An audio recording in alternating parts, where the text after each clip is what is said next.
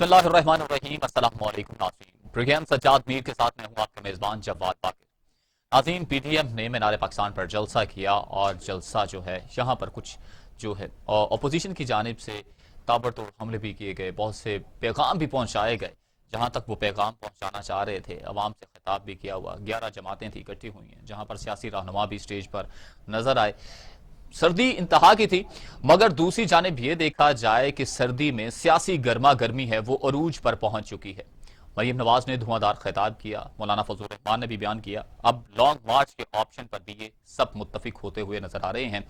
اور کہا گیا ہے کہ 13 دسمبر تک، مولانا نے کہا ہے کہ 13 جنوری تک اگر یہ استعفیٰ نہیں دیتے تو پھر اس کے بعد حکومت مستعفی نہیں ہوتی تو پھر ہم لانگ مارچ کریں گے، اسلام آباد کی طرف جائیں گے۔ جہاں پر پیپلز پارٹی ہے وہ بھی بالکل فرنٹ فٹ پر آ کر کھیل رہی ہے، اس کے بھی کچھ اراکین اسمبلی ہیں جو ان کے سندھ سے وہ بھی استعفے دے رہے ہیں۔ اسی پر آج گفتگو کا آغاز کرتے ہیں۔ ہمارے ساتھ موجود ہیں اسٹوڈیو میں پاکستان کے نام پر دانشور، کالم نگار، تجزیہ کار سجاد میر صاحب۔ سجاد میر صاحب، وارم ویلکم آپ کو کرتے ہیں۔ آپ نے پہلے بھی جلسے دیکھے ہوں گے، مریم نے کہا کہ اس سے پہلے میں نے ایسا جلسہ نہیں دیکھا۔ کیا دیکھ رہے ہیں کہ لاہور کا جلسہ کامیاب ہو گیا، توقعات کے مطابق تھا؟ پہلی بات تو یہ ہے کہ 13 جنوری کا انہوں نے الٹیمیٹم نہیں دیا، 31 جنوری کا دیا۔ 31 جنوری انہوں نے 13 انہوں نے اچھا ٹھیک ہے 31 جنوری کا مولانا نے کہا کہ 31 کو انہوں نے کہا اجلاس ہوگا، 13 تک یہ مستعفی ہو نہیں، جائے 31 تک جو مستعفی ہو جائے اور ورنہ 1 فروری سے ہم لانگ مارچ کریں گے۔ خیر وہ تو بات کی بات ہے، یہ ایسی ضمنی بات ہے۔ اور اصل بات میں جو کہنا چاہتا ہوں وہ یہ ہے کہ دن گنے جاتے تھے اس دن کے لیے، اس مسئلے کو دوسرا پڑے دن گنے جاتے تھے اس دن کے لیے۔ وہ بڑے شوق سے اس کے انتظار میں تھے کہ ہم نے کچھ کرنا ہے، اور وہ کہتے تھے کہ یہ کیا کیا آپ نے، کچھ بھی نہیں ہوا۔ یعنی کہ یہ عجیب و غریب بات ہے کہ ابھی جلسہ شروع نہیں ہوا تھا اور ہمارے کچھ چینلز نے کمپین چلانا شروع کر دی کہ جلسہ ناکام ہو گیا 12 بجے دن کے۔ اور مریم ٹھیک شکایت کرتی ہے کہ میں ابھی گھر سے نکلی تھی اور انہوں نے کہا 3000 بندے ہیں، 4000 بندے ہیں، 2000 کافی برہم بھی نظر آئی ہیں مریم آج بھی ہیں۔ مریم آج بھی کافی برہم نظر آئی آج برہم نظر آنے کی وجہ اس کی یہ تھی کہ وہ میڈیا پہ برہم نظر آئی ہیں، اور ظاہر ہے کچھ رپورٹس ہیں کہ کچھ میڈیا کو قابو کرنے کی حکومت نے کوشش کی ہے، کچھ نے کچھ اپنی انڈیپینڈنس دکھائی ہے، ظاہر ہے کہ انڈیپینڈنٹ بھی موجود ہے۔ یہ ساری صورتحال جو ہے نا کہ اگر حکومت اس طرح خود کو غلط فہمی میں مبتلا کرنا چاہتی ہے تو اچھی بات نہیں ہے۔ میں یہ تو نہیں کہتا کہ یہ کوئی غیر معمولی جلسہ تھا، میں اس لیے نہیں کہتا، لیکن یادگار پاکستان پہ، منار پاکستان پہ جلسہ ہونے کا مطلب یہ ہے، اور وہ سارا پنڈال بھر جانے کا مطلب یہ ہے کہ یہ ایک بڑا جلسہ ہے۔ میں نے دیکھیے جب عمران خان کا پہلا جلسہ ہوا تھا جس کی سے عمران خان بنے تھے، 100 دن کا پلان جہاں پر ہاں اکتوبر 1911 میں، اور وہ کہہ رہا ہے کہ میں نے لاہوریوں کو جگانے میں 14 سال لگائے، یعنی 14 سال گویا لاہور کے جلسے کے انتظار میں رہا۔ لیکن اگر وہ 14 سال انتظار رہا تو اس جلسے کے 7 سال کے بعد اقتدار ملا ہے، ورنہ اس جلسے کے بعد جو الیکشن ہوئے تھے کوئی خاص سیٹ نہیں ملی تھی عمران کو۔ تو یہ جلسے جو ہیں اس سے اس طرح گھبرانے کی ضرورت نہیں ہے، اصل بات ہے کہ اس کا امپیکٹ کیا پڑا ہے لوگوں پہ، اور صورتحال کیا بنتی۔ وہ جلسہ جو تھا، پہلا جلسہ تھا، وہ بہت بڑا جلسہ نہیں تھا، لیکن اس کا امپیکٹ بہت زیادہ تھا۔ بڑا اس لیے نہیں تھا کہ وہ پہلا جلسہ تھا جس میں کرسیاں استعمال کی گئی تھی۔ سیاسی جلسوں میں کبھی کرسیاں استعمال نہیں کی جاتی، لوگ کھڑے ہو کے سنتے ہیں، بالکل کسی کی ہمت ہوتی ہے کہیں بیٹھ جاتا ہے، ورنہ کھڑے ہو کے سنتے ہیں۔ نشتر پارک میں ہم نے جلسے اٹینڈ کیے، موچی دروازے میں ہم نے جلسے اٹینڈ کیے، کوئی کرسیاں نہیں ہوا کرتی تھی۔ تو پہلا جلسہ تھا جس پہ لوگوں نے کرسیاں گننا شروع کر دی کہ جی تو 1200 کرسیاں تھیں، کسی نے کہا 2000 کرسیاں تھیں، ان کا بندے تھے ہی نہیں، کرسیاں تھیں۔ اچھا کرسی، کچھ لوگوں کا مذاق اڑایا گیا تو کرسیاں گننے پہ لگے ہوئے تھے، گویا وہ اس وقت یہ ایشو بنا ہوا تھا۔ دوسرا یہ تھا کہ پہلی بار کسی جلسے میں، سیاسی جلسے میں موسیقی کا استعمال ہوا۔ ڈی جی بٹ وہیں سے مقبول ہوئے نا جی، بالکل۔ وہ جس طرح نغمے گاتے وقفہ آتا تھا، ترانا شروع ہو جاتا تھا اور لگتا تھا کہ کراؤڈ بڑا چارجڈ ہے، بالکل۔ لیکن اس کے آڈینس یہ تھے کہ جن لوگ یاد ہے اس کے اندر سے گھوم پھر کے آ سکتے تھے، لیکن امپیکٹ بڑا خوبصورت تھا۔ مینار پاکستان پہ اتنے سارے لوگوں کا اکٹھا ہو جانا، اتنی خوبصورت لائٹنگ، اتنے لوگوں کا، اس وقت دن کے وقت شروع ہوا تھا، اتنے لوگوں کا وہاں پہنچنا اور وغیرہ وغیرہ، کرسیاں لگنا، تو امپیکٹ اس کا بہت تھا۔ عمران کا دوسرا جلسہ جو تھا، جس کی میں نے خود کوریج بھی کی، پیچھے وین پہ کھڑے ہو کے ہم، یاز امیر اور میں اکٹھے تھے، ہم اپنے چینل کی طرف سے، ہم دونوں کی ڈیوٹی تھی، دو بزرگوں کی کہہ لیجیے، کیونکہ جنگ رپورٹر ہی یہ کر رہے تھے اور ہم بڑے تجزیے کر رہے تھے، نیگیٹو بھی پازیٹو بھی ہر طرح، لیکن وہ ایک بڑا جلسہ تھا اور اس میں آنے والے لوگ موٹیویٹڈ تھے، اور اس میں نے پہلی بار محسوس کیا کہ عام غریب آدمی بھی اس میں شامل ہوا ہے۔ تب میں نے کہا تھا کہ اس آدمی کا، یہ جو لڑکا باہر ٹوٹے ہوئے چپلوں کے ساتھ کھڑا ہے اور شور مچا رہا ہے، اس کی شمولیت یہ بتاتی ہے کہ یہ پارٹی اب عوامی بن سکتی ہے، لیکن عوامی بننے کی اصل نشانی یہ ہوگی یہ دیہاتوں میں کب جاتی ہے۔ اچھا، یہ جلسے بہت سے انڈیکیٹر ہوتے ہیں، یہ اس وقت ایک موومنٹ ہے۔ اچھا، اس میں آپ نے سیکھا کرونا بھی تھا، بالکل، حکومت کا پراپیگنڈا بھی تھا، شدید سردی بھی تھی، اور جو مسلم لیگ نون ہے اس کا کوئی ریکارڈ بھی تنظیمی ایسا نہیں ہے، یہ تو جماعت اسلامی ہے جس کے ورکر جو تھے جس جماعت پہ جاتے تھے تو اس کی مدد کے ذریعے وہ نظم و نسق کو بہت طرح سنبھال لیتے تھے۔ پی ٹی آئی کے جلسے میں بھی پہلے انتظامی مراحل جو تھے وہ جماعت اسلامی کے ورکروں کے، پرانے ورکروں کو، جمعیت کے فلانے، وہ جب شامل ہو گئے، جو محمود الرشید وغیرہ سارے، یہ چودھری کیا نام ہے ہمارا، اعجاز چودھری وغیرہ، ان کا کمال تھا۔ صحیح۔ اچھا، اب یہاں یہ ہوا کہ یہ انظام تو وہ بڑا مشکل تھا ان کے لیے، اب مریم نے کہا تاریں ٹوٹ گئیں، یہ ہوا وہ ہوا، لیکن ایک بڑا مجمع جو تھا وہ اکٹھا ہو گیا اور اس کا امپیکٹ بنتا ہے۔ یعنی کہ اب آپ کہیں جی 4000 بندے آئے تھے، یہ 15000 بندے اکٹھے کر سکے، 11 پارٹی، اور کوئی 11 پارٹیاں نہیں ہیں۔ یہ بیسیکلی لاہور میں نون لیگ کا جلسہ تھا، لیکن ان کے پاس انتظامی کارکنوں کی کمی اگر پہلی بار محسوس ہوئی، وہ یہ کہ انہوں نے جو اپنے انتظامات تھے وہ جے یو آئی کے سپرد کر دیے تھے، رضاکاروں کے۔ بھائی 3500 تو وہ تھے رضاکار ان کے۔ اچھا، انہوں نے، وہ بیچارے لاہور کا کلچر مزاج کیا جانے، وہ ڈنڈا بھی چلاتے رہے عام، لیکن اس پورے کے باوجود ایک ایسا جلسہ ہوا جس کا امپیکٹ ہوا، جس میں یہ ثابت ہوا کہ اگر شہباز شریف اور حمزہ نہ بھی ہوں تو لاہور کو، مسلم لیگ کو مریم نواز لیڈ کر سکتی ہے۔ اس نے گلی گلی جا کر، محلے محلے جا کر لوگوں کو موٹیویٹ کر کے، سر رائے بیٹھ کر، کڑائی گوشت کھا کر، لاہوریوں کے ساتھ جس طرح اس کا ایٹیچیوڈ تھا اس سے لوگ کھچے چلے آئے، کوئی اس میں شک نہیں ہے۔ اب اچھا، اب ان کو یہ بھی موقع مل گیا ہوگا، بہت سے لوگ جو اتنے ایکٹیو نہیں ہوئے کئی وجوہ کی بنا پر، ان کو موقع مل گیا ہوگا کہ اب وہ اپنی لیڈر کی بات بھی سنیں گے۔ اچھا، آج یہ خبر آئی کہ شاید خواجہ سعد رفیق نے کہا ہے کہ جی بہت سے ایم این اے نے اس طرح کام نہیں کیا جیسے ان کی لگی تھی، ہم نظر آئے، بالکل خواجہ سعد رفیق بھی، تو انتظامی طور پر۔ ہاں، مریم نے بہت ڈانٹا۔ مریم نے آج کہا کہ میں نے کسی کو، میں سلام کرتی ہوں اپنے کارکنوں کو، ہاں ہماری کوئی خامیاں وامی رہ گئی ہیں تو ہم اس کو ٹھیک کر لیں گے۔ تو میں جو بات کہنا چاہتا ہوں، یہ لمبی چوڑی یوں ہوں کر کے، خلاصہ میرا یہ ہے کہ حکومت اسے انڈر ایسٹیمیٹ نہ کرے، اور یہ کہ اپوزیشن کی جماعتیں، خاصاً مسلم لیگ، اسے اوور ایسٹیمیٹ نہ کریں۔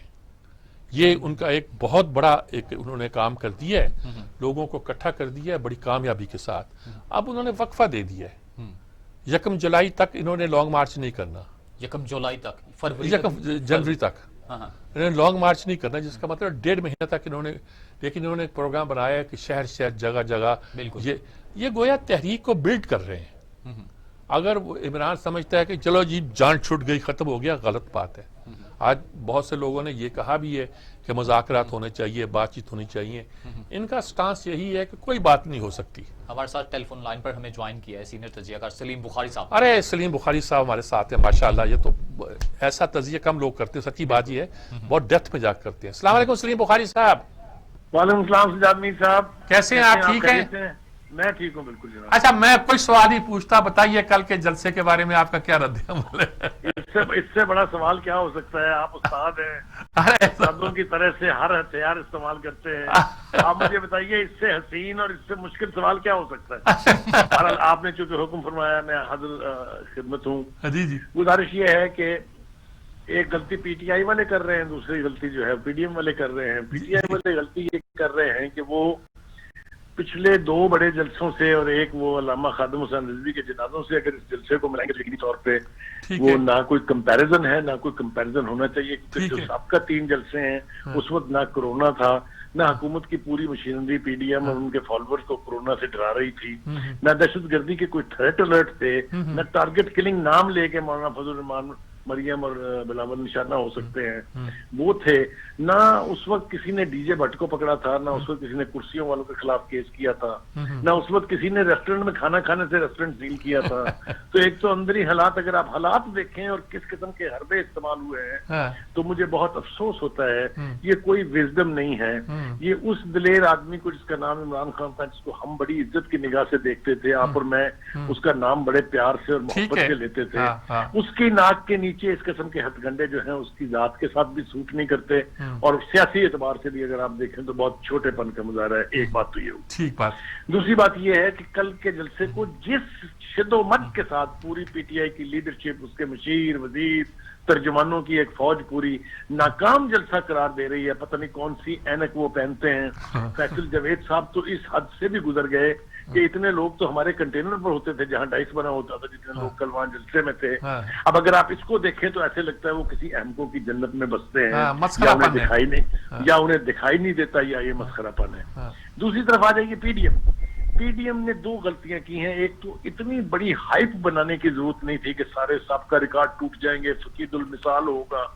پولیٹیکل کیمپین جو ایک لمبی طویل ہوتی ہے, اس میں ہمیشہ یہ ہوتا ہے کہ تھوڑا تھوڑا اثر پڑتا جاتا ہے اور لوگوں کی تعداد کم ہوتی جاتی ہے. یہ نیچرل پروسیس ہے, آپ نے بھی دیکھا, میں نے بھی دیکھا, ہم نے بڑی بڑی کیمپینز دیکھی. مگر یہ ابھی اس نہج کو نہیں پہنچی جہاں آپ یہ کہیں کہ پی ڈی ایم کی تحریک دم توڑ گئی ہے.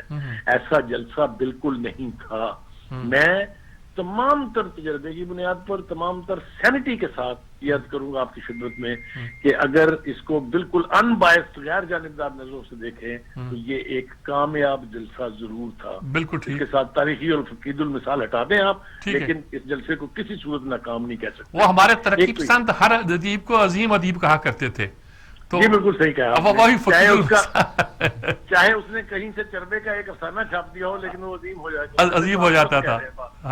یہی حال اس کا ہے.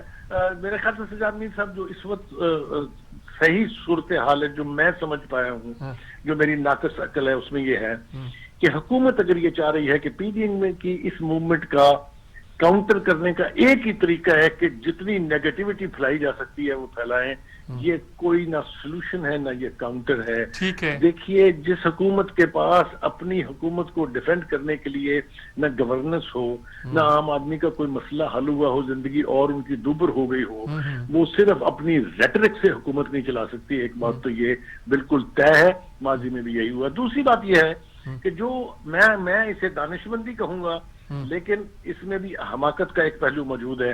اس وقت پی ڈی ایم کی قیادت یہ کہہ رہی ہے کہ ہم اس حکومت سے بات نہیں کریں گے. اسی کے اندر چھپا ہوا یہ سوال ہے کہ بھائی پھر کس سے کریں گے بات.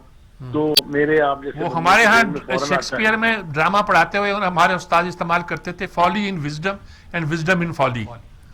بالکل ٹھیک ہے, یہ آپ نے بالکل درست سمت میں بات کر دی. میں اپنی بات اگر اجازت دیں گے آپ تو مکمل کر لوں گا. کہ اگر بات ان سے کرنی ہے تو پھر آج جو مولانا فضل الرحمان نے اپنی پریس کانفرنس میں آئی ایس پی آر کے حوالے سے کہا, وہ انہیں نہیں کہنا چاہیے تھا. اور اگر وہ اس کے تمام کانسیکوینسز کو سامنے رکھ کے کہا ہے انہوں نے, تو سجاد میر صاحب میں ذمہ داری سے آپ کے پروگرام میں کہہ رہا ہوں صورتحال سنگین تر ہونے جا رہی ہے. اچھا, بالکل آپ نے درست کہا. اچھا, ایک صورت اور ہے کہ مسلم لیگ کی کوئی انتظامی صلاحیتیں مریم کی پہلے اس سے پہلے واضح نہیں تھی. کہا جاتا تھا کہ یہ حمزہ اور شہباز کا کام ہے کہ لاہور کو, دوسرے کارکنوں کو وہ انتظامی طور پہ کنٹرول کرتے ہیں. اس بار کیا نظر آیا؟ مریم نے ایفرٹس تو بہت کی ہیں. شہزاد میر صاحب, میں آپ کو بالکل ایمانداری سے عرض کروں گا کہ جو 3-4 دن پہلے کی ہائپ کریٹ کی تھی مریم نے, وہ ریلیز نکال کے, اگر وہ نہ کی ہوتی کوشش انہوں نے, تو میرے خیال سے اس سے بھی شاید کم لوگ آتے جلسے میں. ایک بات تو یہ ہے. دوسری بات یہ کہ بائی ڈیفالٹ یہ طے ہو گیا ہے کہ مینجمنٹ کی اور پارٹی کو چلانے کی کیپیسٹی صرف حمزہ کے پاس یا صرف شہباز شریف کے پاس نہیں ہے. وہ تو جیل میں تھے, شاید وہ کسی, میں کہنا نہیں چاہتا یہ, لیکن اگر وہ کسی ارینجمنٹ کے تحت بھی جیل میں تھے تو مریم کے لیے یہ موقع تھا کہ وہ اپنی کیپیسٹی اور اپنی صلاحیتوں کو ظاہر کرتی.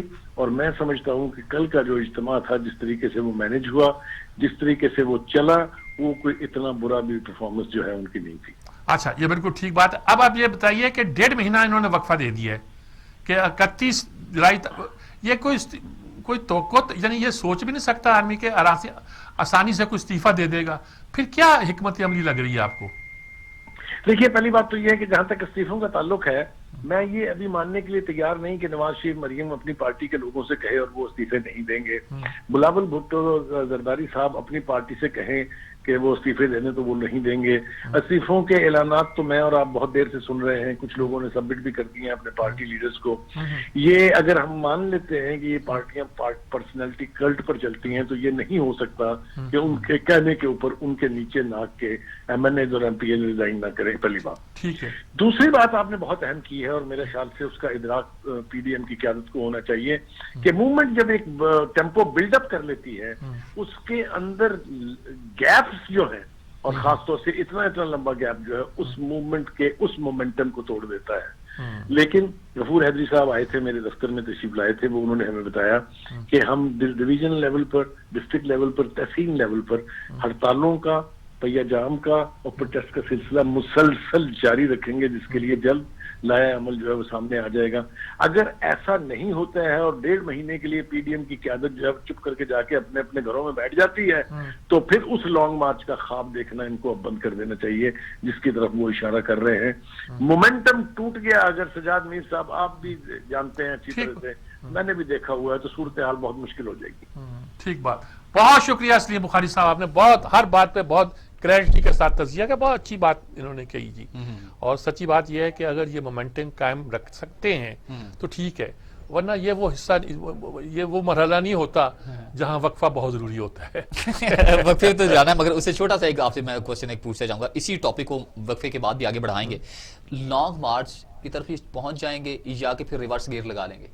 نہیں، یہ تو ریورس گیئر نہیں لگائیں گے، لیکن یہ ہے کہ لگوا تو نہیں دیا جائے گا. یہ نہیں، یہ تو اب حکومت کیا کرتی ہے. اب آج شیخ رشید نے کہا انف از انف. یہ فکرہ تو لڑائی کا فکر ہے نا. صحیح. بریک پر ہمیں جانا ہے ناظرین، بریک سے جب آتے ہیں تو پھر مزید اس پر گفتگو کرتے ہیں. ایک مختصر سا وقفہ.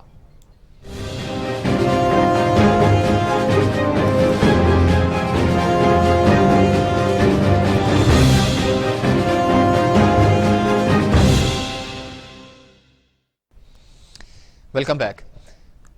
میر صاحب مجھے ایک شارٹ بھی آپ کو سنوانا ہے، مگر شارٹ سے پہلے میں تھوڑی سی گفتگو کو آگے بڑھانا چاہوں گا. ڈائیلاگ کی فواد چودھری صاحب نے بھی کہا کہ اب حکومت کو تھوڑی سی سپیس دینی چاہیے اپوزیشن کو بھی، تاکہ مذاکرات ہو سکیں. پی ڈی ایم کی طرف سے واضح طور پر کہا گیا اب مذاکرات نہیں ہیں، اب کھلے عام ہی ہم آ رہے ہیں.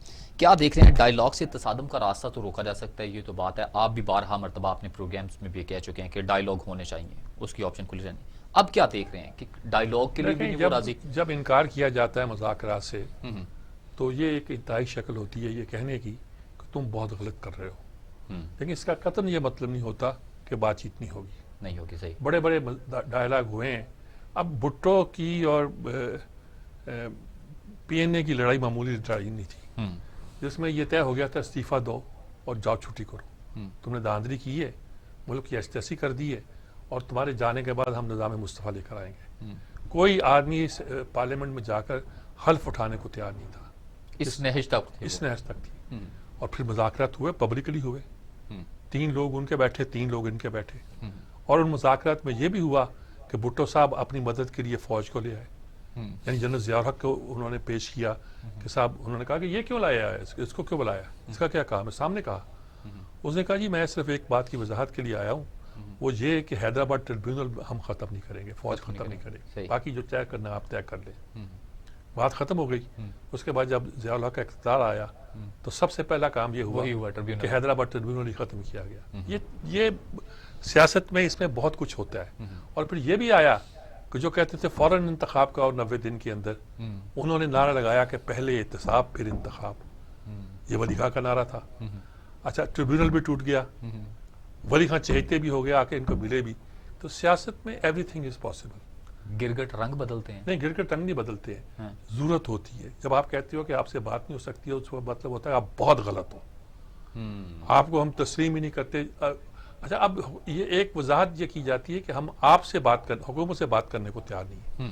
تو اس پر جواب آتا ہے کہ کیا آپ کن سے بات کریں گے. اگر آپ کا مطلب یہ ہے کہ آپ اسٹیبلشمنٹ سے بات کریں گے، مقتدرات سے بات کریں گے، فوج سے بات کریں گے، تو آپ تو جس بات کو کہتے ہو کہ یہ نہیں ہے، یہ نہیں ہونا چاہیے، اس سے بات کر رہے ہو. اس سے بات کر رہے بالکل. ایک اس پہ ایک بڑا ذہین جواب دیا شہزاد خاقان عباس کے، کہ ہم انہیں یہ کہہ رہے ہیں کہ جو غلطی آئینی طور پہ آپ نے کر دی ہے اس کا خاتمہ کر دیں. یعنی کہ غلطی آپ نے اس بندے کو لے آئے ہو کٹ پتلی کو اور اس کو ہمارے سروں پہ مسلط کر دیا ہے، تو اگر ان کو یہ بات بھی انہی سے کرنی ہے. یہ تو بات انہیں سے کرنی پڑے گی نا، یہ غلطی آپ نے کی اس کو ختم کر دو. تو یہ سارا ایک کمپلیکیٹڈ سسٹم ہوتا ہے، سب انڈرسٹینڈ کرتے ہیں کہ بات کیا ہے.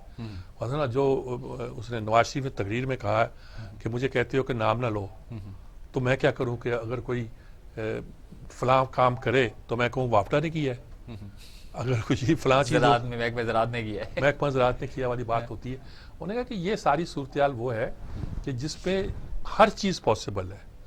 آپ سچویشن کو سخت بنانا، دیکھیے اب یہ اگر حکومت کہے کہ ہم پہ کوئی اثر نہیں پڑا، انہوں نے کہا کہ یہ استعفے کا سن کر اگر اس وقت ٹی وی پہ بیٹھے ہوں گے عمران خان تو وہ ہنس کے لوٹ پوٹ ہو گئے ہوں گے.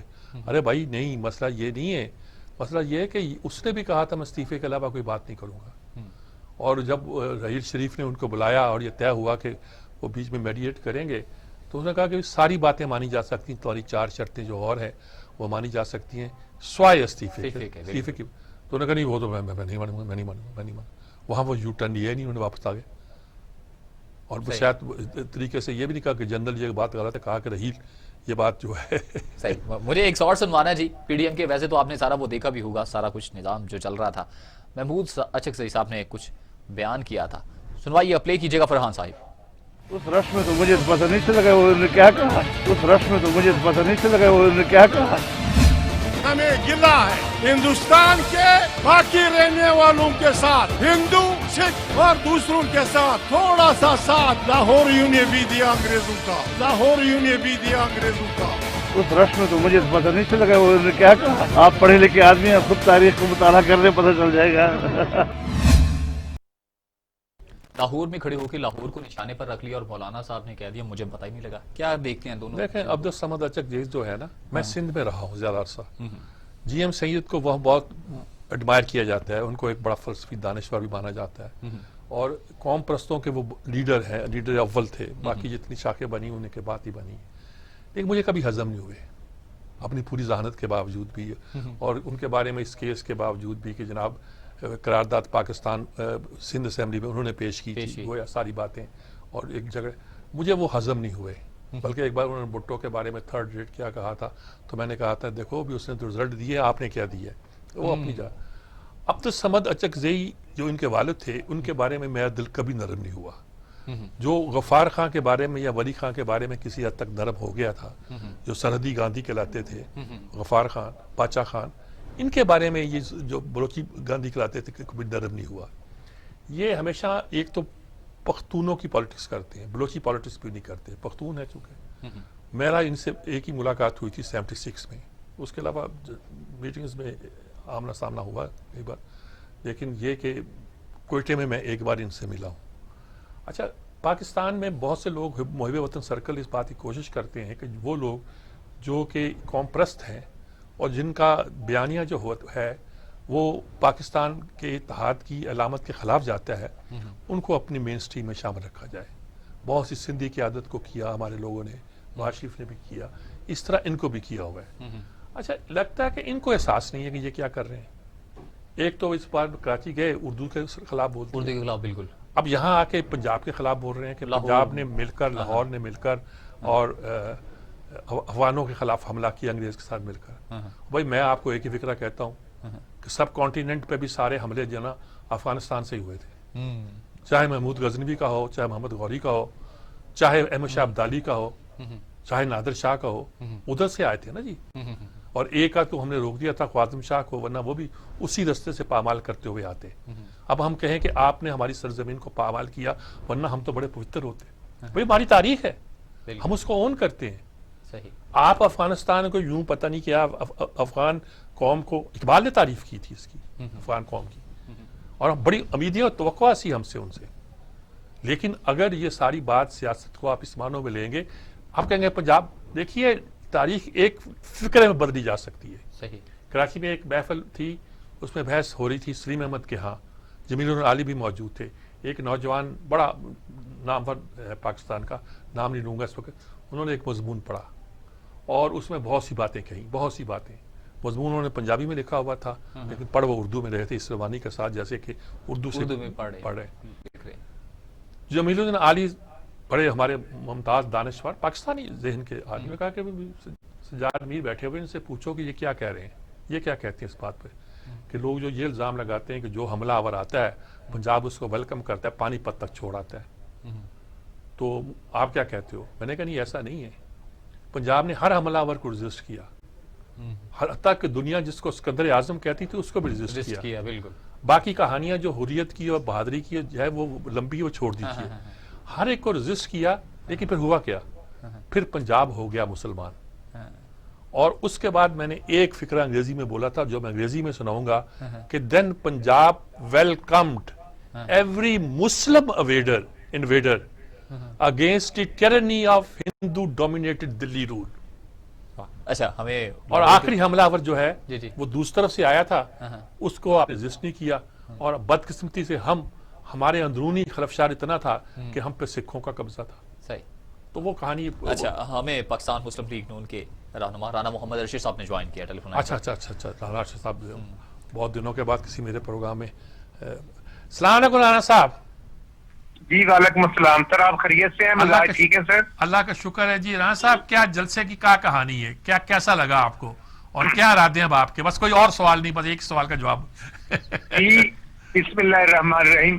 سجاد میر صاحب، میں آپ کے ٹی وی ٹوڈے کا شکریہ ادا کرتا ہوں، اور ماشاءاللہ بڑی فہم و فراست رکھتے ہیں اور عوام کی نبض پر آپ نگاہ ہوتی ہے۔ میں صرف عرض یہ کروں گا کہ اپوزیشن کا عینی حق ہے احتجاج کرنا، اور ہم نے پی ڈی ایم کے پلیٹ فارم پر جو ہمارے ڈسیزن ہوئے اس کے مطابق یہ جلسہ تھا، اور یہ پہلے کا ڈیسائیڈ ہم نے کیا ہوا تھا۔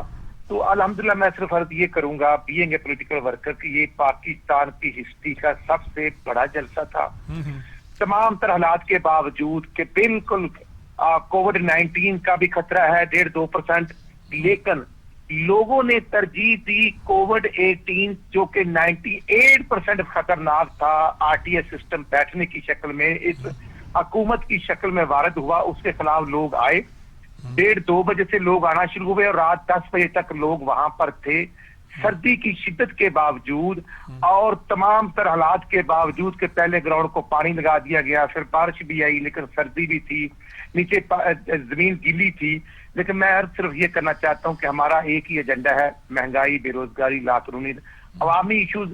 اب 2.5 سال میں یہ گورنمنٹ نے جو وعدے کیے تھے ان پر یہ عمل نہیں کر سکی۔ 1 کروڑ نوکریاں دینی تھی تو تقریباً 70 لاکھ بے روزگار ہو چکے، 50 لاکھ گھر دینے تھے تو انکروچمنٹ کے نام پر لوگوں کے گھر تو گرا دیے گئے، لیکن بنی گالا سے لے کر زمان پارک تک نئے گھر بن گئے، نہ نقشہ پاس، نہ ٹیکس جمع، سی ڈی اے کے رول چینج۔ یہ ہے گھر کے لیے قانون ایک اور دوسروں کے لیے دوسرا۔ وہ ایک چینی کے نام پر کمیشن بنا تھا، پھر وہ جہاز لہراتا ہوا لندن جاتا ہے، پھر واپس آتا ہے، پھر جیبے گلگت بلتستان کی سرزمین پر دوبارہ آتا ہے، اور پھر اسی طرح کنٹینیوٹی ہوتی ہے جو 25 جولائی 2018 کی تھی۔ اس لیے میں کہنا چاہتا ہوں کہ آج پی ڈی ایم کا اجلاس ہوا آج جاتی عمرہ میں، وہاں پر ہم نے ڈیسیژن کر دیا ہے کہ 31 دسمبر تک تمام پارٹیز کے سربراہوں کے پاس ان کے پارلیمنٹیرین کے استعفے آئیں گے، اور پھر جنوری کے اینڈ تک، مطلب 31 جنوری تک گورنمنٹ استعفے دے دے، نہیں دیتے تو ان کی مرضی، ہم اپنا کام جو وہ جاری رکھیں گے۔ 1 فروری کو ہمارا پی ڈی ایم کا جو اجلاس ہوگا اس میں ہم لانگ مارچ کا ٹائم ڈیسائیڈ کر لیں گے، اور اس میں کوئی دو رائے نہیں کہ خان صاحب بار بار ہر بات میں این آر او کا نام لیتے ہیں، لیکن این آر او تو انہوں نے دیا، اور وہ دیا میں سمجھتا ہوں جہانگیر تارین صاحب کو بی آر ٹی کے نام پر 20 ارب سے شروع ہونے والا 110 ارب لگے، آنریبل سپریم کورٹ کے ججز کی ڈائریکشن اور جو وہاں پر ان کی رائے تھی وہ بھی دیکھی گئی۔ پھر بی آر ٹی کے ساتھ ساتھ جو بلین ٹریز جو honourable chief justice supreme court نے کہا کہ وہ بلین ٹریز کہاں پہ لگے، وہ بھی قوم کے سامنے ان کو لانے چاہیے۔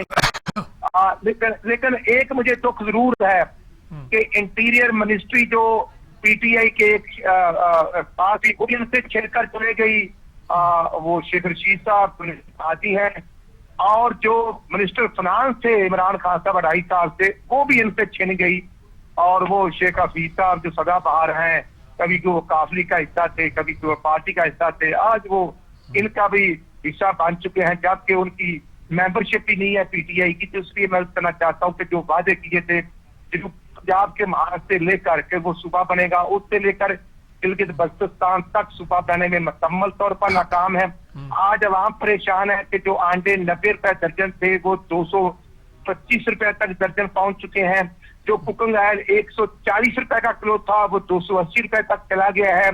और फिर 8वीं दफा भी इन्होंने आखिरकार बिजली महंगी करके 1 रुपए 11 पैसे यूनिट गरीब आवाम जीना हराम कर दिया है। बिजली की लोड शेडिंग है, कल शायद पेट्रोल भी महंगा कर रहे हैं। हाँ जी, समरी भेज दी गई है जी। जी सर, कल पेट्रोल भी महंगा कर रहे हैं।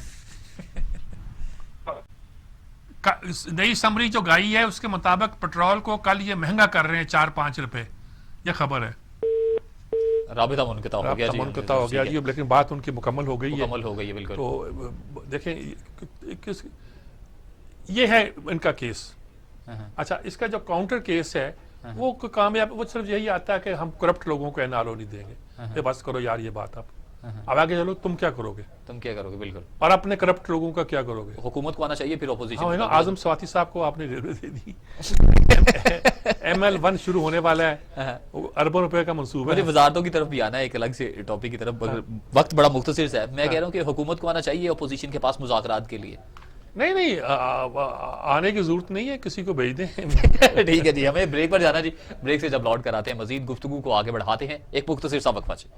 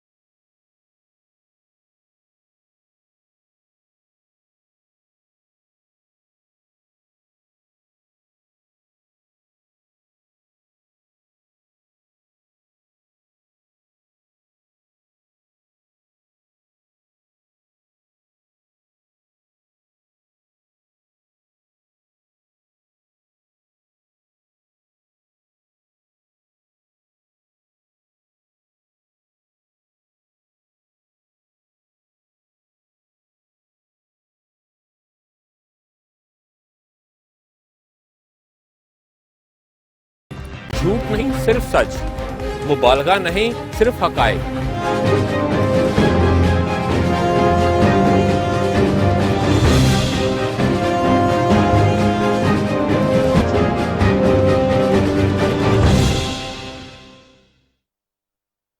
Welcome back.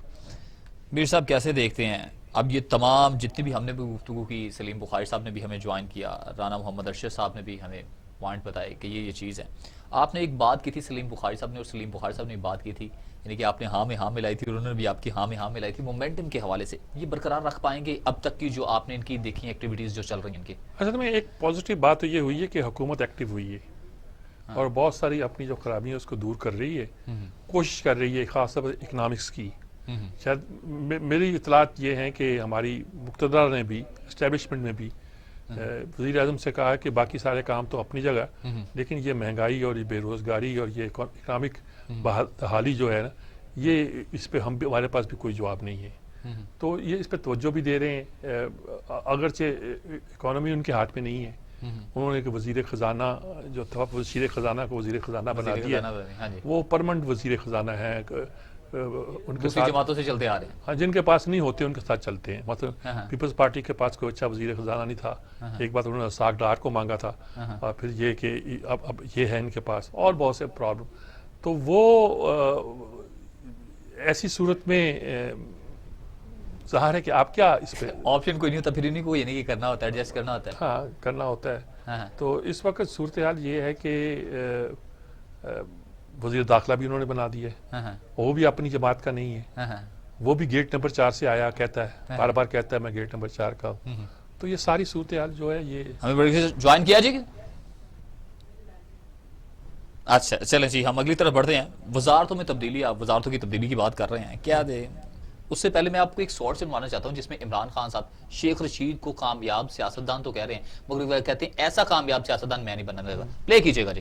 میں نے نہیں سنا یہ خواہشیں ہیں جو خواہشیں نہیں ہیں، یہ نیوز کا پھر ہم ایک سیٹ لے کے آدمی یہ سوچے کہ وہ پرائم منسٹر کا آگے کی سواریاں نہیں ہیں. شیخ صاحب آپ کامیاب سیاستدان ہیں نا؟ یہ دیکھیں میں ٹی وی پہ کہتا ہوں اللہ مجھے شیخ رشید جیسا کامیاب سیاستدان کبھی نہ کرے. اسے بہتر معمولی کپتان ہے، کھیل رہا ہوں ہمیشہ، میں چاہتا ہوں کہ میں کھیل رہا ہوں لیکن ان کی طرح کامیاب نہ ہوں میں. ایک آپ نے یہ کامیابی ہے کہ پہلے آپ نواز کے میری بات سنیں، نواز کی کرتے ہیں اور لوٹا ہو کے ادھر چلے جاتے ہیں. نون کی آج وہی وزیر داخلہ اصل میں دیکھیں جی بات یہ کہ یہ گنی جاتی نمبر 2 پوسٹ وزیر خارجہ کی اور وزیر داخلہ کی پرائم منسٹر کے بعد امپورٹنٹ پوسٹ کی جاتی ہے. اور ہر آدمی جو کہ سینئر ہوتا ہے اس کی خواہش ہوتی ہے کہ کوئی یہی پوسٹ ہی جائے، اچھا چاہے اسے کام آتا ہو نہ آتا ہو. شیخ رشید صاحب کا خیال ہے کہ وہ انجن تو چلا نہیں سکے، یہ کام وہ کر لیں گے. اچھا غالباً عمران خان نے بھی یہ دیکھا ہوگا کہ یہ گیٹ نمبر 4 سے اپنا تعلق ظاہر کرتے ہیں، تو کہیں گیٹ نمبر 4 کی ضرورت پڑی تو یہ کام آئیں گے. اچھا یہ بھی ہو سکتا ہے کہ کہا گیا ہو کہ اس کو بناؤ، مجھے نہیں لگتا کہ کوئی، لیکن ایک تو بات ان کی ہے، خواہش تو ہے، انہوں نے زور تو دیا ہوگا کہ مجھے بنوایا جائے، ادھر اس سے کلوایا بھی ہوگا. اچھا اب ان کے بننے کے بعد یہ تاثر کہ وہ ذرا سختی کریں گے، جیسے انہوں نے کہا انف از انف، کیا کر لیں گے؟ اس کا مطلب کہ پارٹی کو اور توڑیں گے.